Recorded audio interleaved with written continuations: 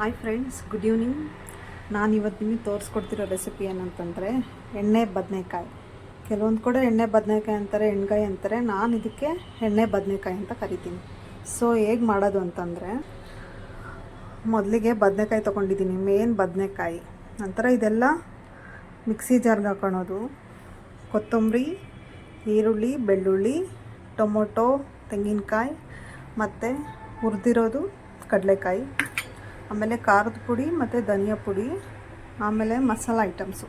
So ಅರಿಶಿನ, ಚಕ್ಕೆ, ಲವಂಗ, ಏಲಕ್ಕಿ, ಮೆಣಸು ಇಷ್ಟಿದೆ.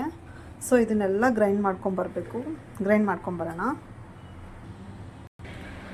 ಮೊದಲಿಗೆ ನಾನು ತೆಂಗಿನಕಾಯಿ ಹಾಕ್ತಾಯಿದ್ದೀನಿ. ಇದು ತುರಿದಿಲ್ಲ, ಸೊ ಕಟ್ ಮಾಡಿರೋದ್ರಿಂದ ಇದು ಫಸ್ಟ್ ಹಾಕ್ಬಿಟ್ಟು ನುಣ್ಣಗೆ ಮಾಡ್ಕೊಂಬಂದ್ಬಿಡ್ತೀನಿ ನಾನು. ಇವಾಗ ತೆಂಗಿನಕಾಯಿ ರುಬ್ಕೊಂಬಂದಿದ್ದೀನಿ. ಅದಾದಮೇಲೆ ಕಡಲೆ ಬೀಜ ಹಾಕ್ತಾಯಿದ್ದೀನಿ. ನೆಕ್ಸ್ಟು 2 ಟೊಮೊಟೊ ಆ್ಯಡ್ ಮಾಡ್ಕೊತಾ ಇದ್ದೀನಿ.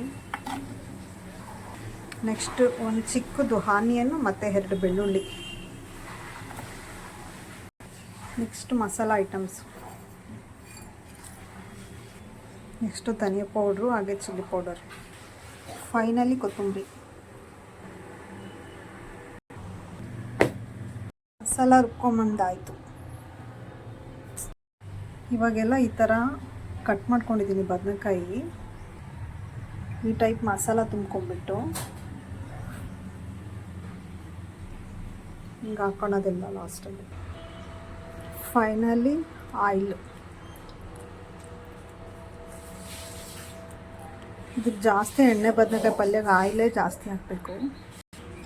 ಸಾಲ್ಟು ನೀವು ಮಿಕ್ಸಿ ಮಾಡ್ಕೊಬೇಕಾದ್ರೆ ಹಾಕ್ಬಿಡಿ.